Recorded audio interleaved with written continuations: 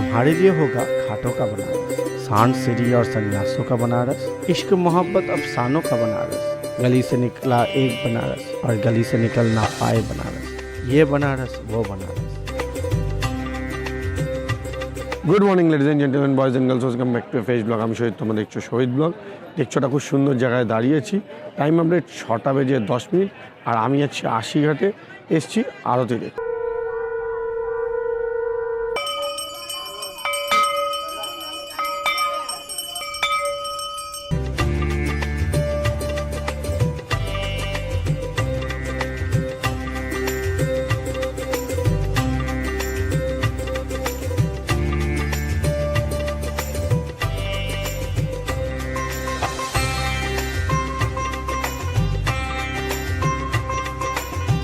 এই দেখতে পাচ্ছ এখানে সবাই বসে প্রাণায়াম করছে। ইউজুয়ালি যদি ঋষিকেশ যাও তাহলে দেখতে পাবে যোগা করছে, আর এখানে কিন্তু প্রাণায়াম করে।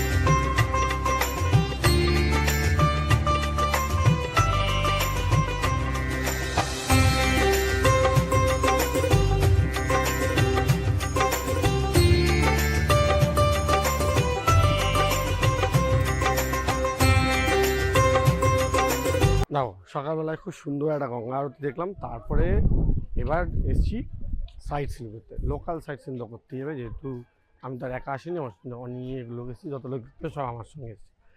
এইবার তো আপাতত আমরা চলে এসেছি 108 শিবলিঙ্গ দেখতে। এইখানে এর আগেও আমি একবার এসেছিলাম, তার ভিডিও বানিয়েছিলাম, আমি কোথাও দিয়ে দেবো, দেখে নিতে পারো। তো চলো দেখে নিই।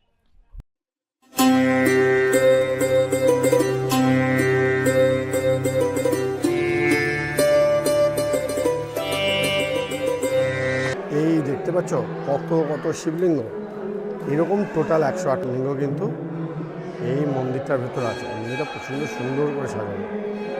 এই হলো দুর্গাবাড়ি। সবাই বলে এই দুর্গা প্রতিমা নাকি একবার স্থাপন করা হয়েছিল, আর তারপরে এই মূর্তি নাকি এখান থেকে কখনো সরানোই যায়নি। এর বাইরে জুতো রেখে ভেতরে ঢুকতে হয়। ভেতরে ফোন, ক্যামেরা সমস্ত কিছুই অ্যালাউ, তো রাখার কোনো প্রয়োজন পড়ে না। চাইলে ভেতরে পুজো দিতে পারো, তার সমস্ত সামগ্রী বাইরে পাওয়া যায়। দুর্গা মন্দিরের একদম পাশেই দেখতে পাচ্ছ আমরা চলে এসেছি তুলসী মানস মন্দির। এখানকার প্রত্যেকটা মন্দিরই এত পরিষ্কার পরিচ্ছন্ন, এত সুন্দরভাবে ওয়েল মেনটেন, যে দেখে এমনি ভালো লাগে। ভেতরে যাওয়ার আগেই, ভেতরে তো এখনো পর্যন্ত পৌঁছায়নি।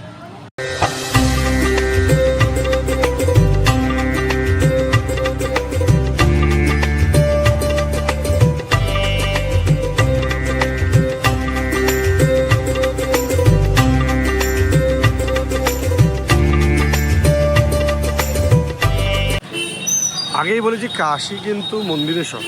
তো এই বেলা মানে আজকের দিনে দুটো হাফে আমরা পুরো লোকাল সাইট সিনটা করবো, আর এই দুটো হাফের মধ্যে একটা হাফে আমরা সকালবেলাটা দেখবো শুধু মন্দির আর মিউজিয়াম, বিকেলবেলা আমরা দেখবো সারনাথ। এখন আমরা যাচ্ছি তুলসী মানস মন্দির থেকে বেরিয়ে সোজা শ্রীদেব মন্দিরে। হলো আমার বর্তমান অবস্থা, হয় চারিদিকে বৃষ্টি হচ্ছেন। এই হচ্ছে বর্তমান, আর এই হলো ত্রিদেব মন্দির। এই দেখতে পাচ্ছ ত্রিদেব মন্দির।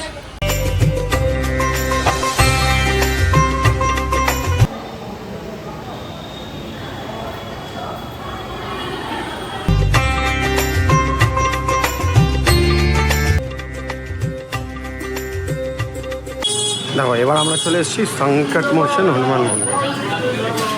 সংকট মোচন হনুমান মন্দিরের এই বাইরে যে জায়গাটা দেখাচ্ছি, সেই জায়গাটাতেই কিন্তু শুধুমাত্র ক্যামেরা অ্যালাউড আছে। তারপর থেকে কিন্তু ফোন ক্যামেরা একদম অ্যালাউ নয়। তো আমরা যাই, নিজেরাই দেখি, তোমরা তখনই দেখতে হবে যখন আসবে। সংকট মোচন থেকে অলরেডি বেরিয়ে পড়েছি, দেখতে পাচ্ছ এই হচ্ছে আমার বর্তমান অবস্থা। আর একটু একটু একটু করে বৃষ্টি কিন্তু পড়েই চলেছে।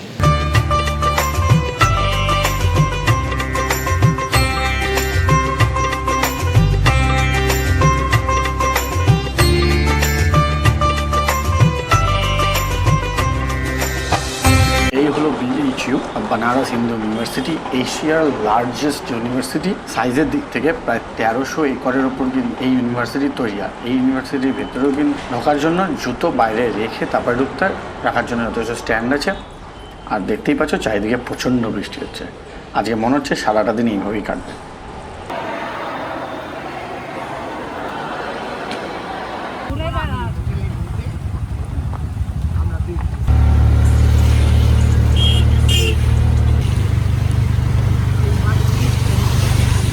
আমরা আপাতত পৌঁছে গেছি রামনগর ফোর্ট। এই বেলার এটাই হচ্ছে লাস্ট। আর এর আগেও আমি রামনগর ফোর্ট এসেছি, বাট কখনো ভেতর দিয়ে ঢুকি। তো এখন আমরা রামনগর ফোর্টের ভেতর দিয়ে যাবো। দেখি হচ্ছে বিশাল বড় পুরনো কেল্লা। দেখো প্রবেশদ্বারেই দেখতে পাচ্ছি দুটো কামান রাখা আছে, অরিজিনাল কামান, একেবারেই মেকি নয়, এক্স্যাক্টলি দেখতে পাবে কমপ্লিট মেটাল মেড, শক্তপোক্ত একটা জিনিস, যেটা দেখে মনে হচ্ছে বাড়ি নিয়ে যাওয়া যেতে পারে। যাক, বাড়ি তো নিয়ে যেতে দেবে না, কিন্তু মালটা ভালো।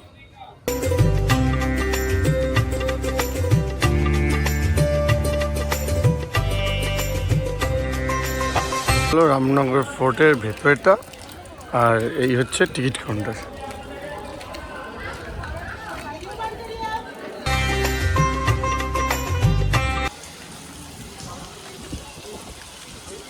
পুরো ফোর্টটা ঘুরতে 80 টাকার টিকিট লাগে।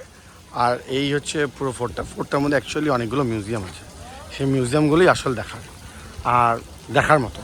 অবশ্যই মানে যে একবার আসবে সে অবশ্যই মিউজিয়ামটা কিন্তু মিস করবে না। দেখো এই ব্রিজটা দিয়ে আমরা এলাম, আর এই যে পুরো জায়গাটা, এক্স্যাক্ট যে জায়গাটায় আমরা দাঁড়িয়েছি, এটা কিন্তু এই ব্রিজটা থেকেই দেখতে পাওয়া যায়। রামনগর ফোর্টের মধ্যেকারই একটা জায়গা, আর সেখান থেকেই গঙ্গাঘাটটা আসে। দেখতে পাচ্ছ কি জোরে বৃষ্টি পড়ছে। লিটারালি আমরা এখন ছাতা ধার করে ভিডিও বানাচ্ছি, কারণ কিছু করার নেই। আর নদীর জলের মাত্রা কিন্তু চূড়ান্ত, আর ওপারে ঘাটগুলো দেখতে পাওয়া যাচ্ছে।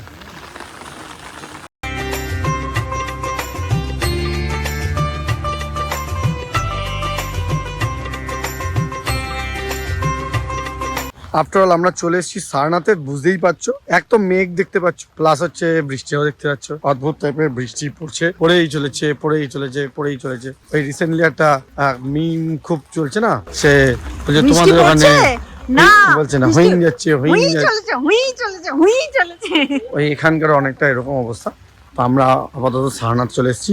বৃষ্টি হওয়ার পরে এই জায়গাগুলো দেখতে পাচ্ছ তোমাকে ঝাঁ চকচকে লাগছে, কিন্তু অ্যাকচুয়ালি সারনাথের আগেও আমি এসেছি, আর অলওয়েজ এই জায়গাটা এইরকমই লাগে, এইরকমই চকচকে থাকে, সমস্ত কিছু নিট অ্যান্ড ক্লিন, পরিষ্কার পরিচ্ছন্ন। এই যে আমাদের আরো কিছু পাবলিক যারা এখানে দাঁড়িয়ে ছবি তুলছে, উল্টে গেলে আমরা পরে তুলে নিয়ে যাব।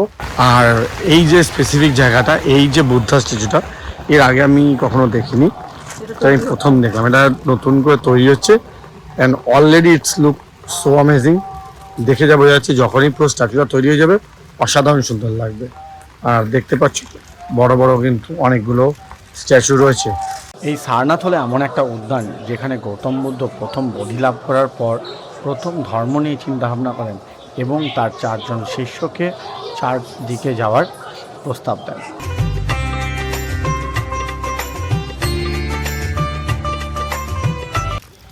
দেখো চারিদিকে কারুকার্যটা কিন্তু একবার দেখো, এতটা সুন্দরভাবে বানানো পুরো ব্যাপারটা, যে এরকম একটা ওয়েদারেও কিন্তু দেখতে দারুণ লাগে।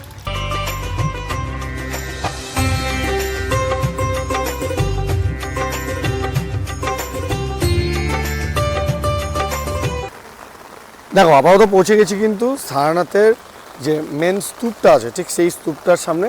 দেখতে পাবে স্তূপটা এই দিক থেকে দেখতে পাওয়া যায়। অ্যাকচুয়ালি এটাকে মিউজিয়াম বলতে পারো। টিকিট প্রাইস 25 টাকা, যদি অনলাইনে ওয়েবসাইট থেকে কাটো তাহলে কিন্তু 20 টাকা করে লাগে। তো এই মুহূর্তে তো বৃষ্টির মধ্যে অনলাইন করা সম্ভব নয়, আমরা আমাদের মতন টিকিট কেটে নিচ্ছি 25 টাকা পার হেড। চলো,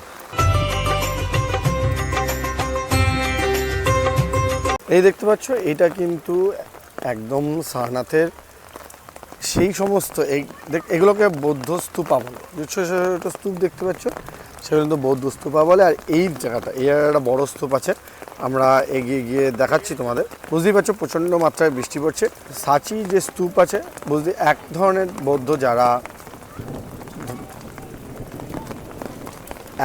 বৌদ্ধ ধর্মাবলম্বী যারা মূর্তি পুজো করে, মানে গৌতম বুদ্ধের মূর্তি পুজো করে। আবার আরেক ধরনের ধর্মাবলম্বী যারা কিন্তু এই স্তূপগুলোতে পুজো করে। তো সেরকমই একটা স্তূপ হচ্ছে এই স্তূপটা, ঠিক এক্স্যাক্টলি এই জায়গাটায় আছে, এবং সেটা বিশাল বড়, দেখার মতো। আজকের দিনটা অ্যাকচুয়ালি ঠিকঠাক নয় বলতেই পারো। ঠিকঠাক তখনই যখন ভেজার চিন্তা থাকে না, যখন তোমার কাছে ভেজার জিনিসপত্র থাকবে তখন তো সমস্যা। তো ডেফিনেটলি ঘুরতে যাওয়ার জন্য এই জায়গাটা একেবারেই পারফেক্ট। তো তো বেসিক্যালি যখনই তোমরা বারাণসী আসছো অবশ্যই কিন্তু মিস করবে না, সারনাথ অবশ্যই ভিজিট করবে। শুধু আজকের দিনটা একটু গন্ডগোল।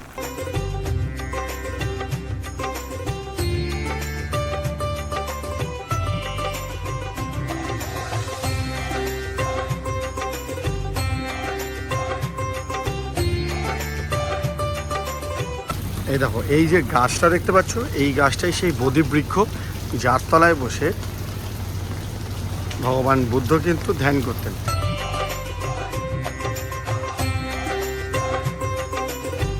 অ্যাকচুয়ালি ভিডিওটা এইখানেই শেষ হয়ে যাওয়া উচিত ছিল, কিন্তু সেই দিন আমাদের সাথে এরপর যতদূর তোমরা দেখছো তারপরে যা যা হয়েছে মানে বলার মতো না।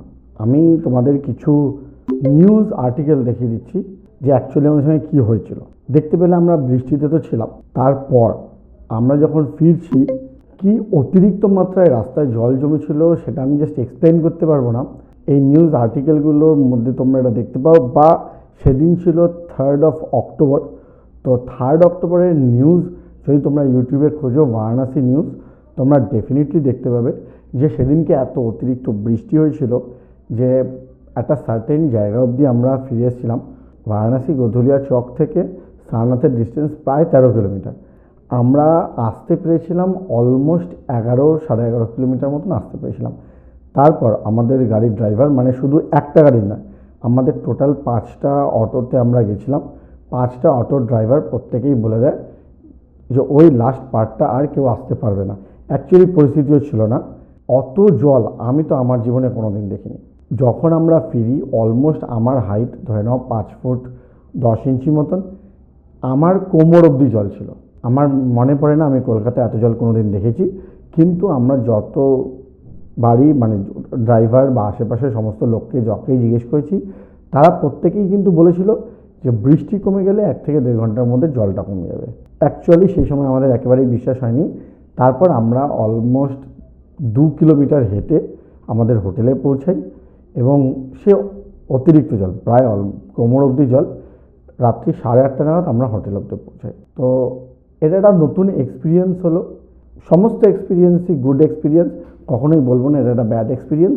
কিন্তু এটাও জানা গেল যেটা কলকাতাতে যখন জল জমে যায় আমরা দেখি সেটা একটা লং লাস্টিং কনসেপ্ট, বেশ কিছুদিন ধরে কিন্তু চলে।